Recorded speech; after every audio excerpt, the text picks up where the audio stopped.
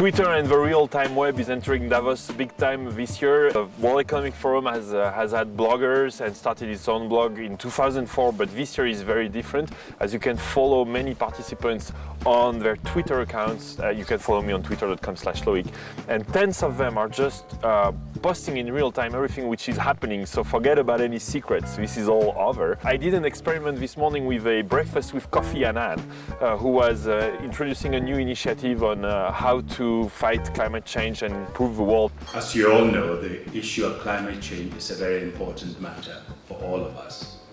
For a long time, many people have been thinking that climate change is something waiting to happen, ignoring the fact that indeed it is already taking place and having an impact on our lives.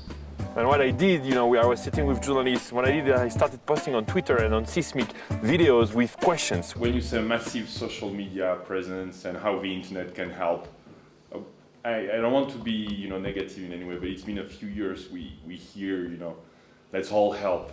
You're absolutely right. There are a number of people who are passionate about climate change and wanting to do things.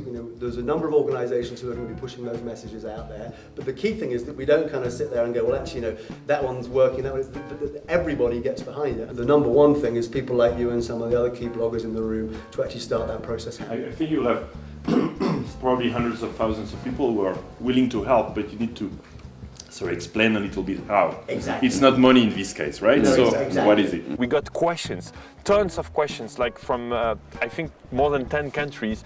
I'm actually streaming a bit of this, so I have like 40 questions for you. I'll ask one, which I think is very interesting. It's from Peter Davis. And I think what's changing is that you can get a real-time interaction, which is not about writing a long blog post or a long story, but instant. So instant interaction, and I think is going to change entirely the way Davos is dealing with secrets. Very good.